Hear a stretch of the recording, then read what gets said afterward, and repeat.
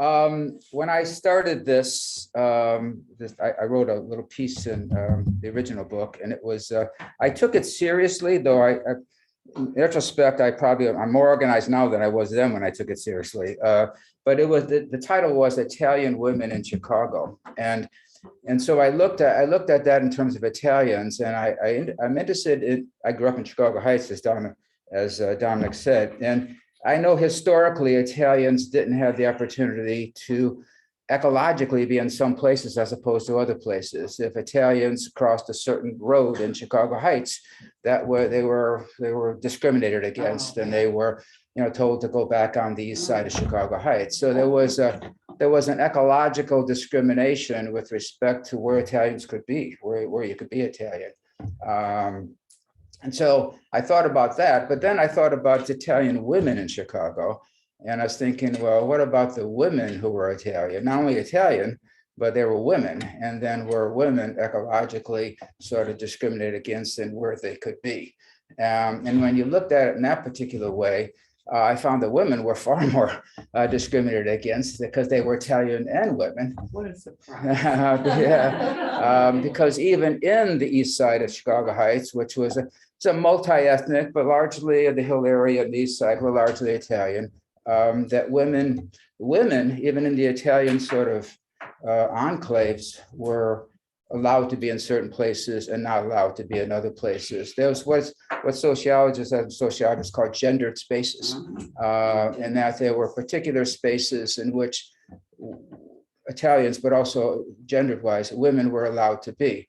And that's that. As I looked at some of the research, I tried to show how just some of the comments we've heard so far is that Dominic talked about women have been ignored. Okay, Fred talked about hanging out.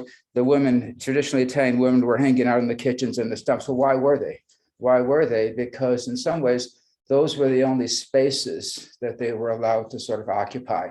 And I wonder to what extent that just being placed into those, located in those, confined in those sort of gendered sort of spaces, how women then didn't develop the social capital, didn't develop the connections, didn't develop also something we call cultural capital. They didn't develop this sort of knowledge and skills and ways of moving that allow you to be successful in an American society, which was different than the Italian sort of culture. So I wrote a little bit about that and how a gendered space tends to be a constriction upon people over and above your skills. And I look at people today, women are around, okay? There's a book called The Italian Women in Chicago. It's something that's changed in terms of the gender character, but probably not changed as much as maybe we hoped it would change. One of the ways that I talked about in the book, and I'll stop in a second, one of the ways I talked about is that in a crude sort of way, imagine if you think about restrooms. Our restrooms are gendered spaces, though less so today than in the past. They're not as binary today as in the past. But if all the important decisions were made in restrooms, okay, and if men have certain sort of power, then all the important decisions would be made, and women wouldn't have access to that. There's a set of rules. The set of rules made it so that women didn't have access to the power issues and to the things that the knowledge and culture. So I wrote a little bit about that in here. Women did fight back. The Italian women in Chicago Heights did fight back. They created their own gendered spaces in the churches, in rosary societies, even on the streets. They occupied the streets and claimed the streets as their spaces, sitting on the chairs in front of the houses and that sort of stuff. And certainly Italy, that's a long tradition in Italy, in which the architecture is different in Italy too, where it allowed people to sort of, connect together. In a suburb is a little bit different here. People in Chicago Heights were sitting in front of the houses and the railroad tracks were, the railroad was coming by. So it was not quite as picturesque maybe as we in Italy.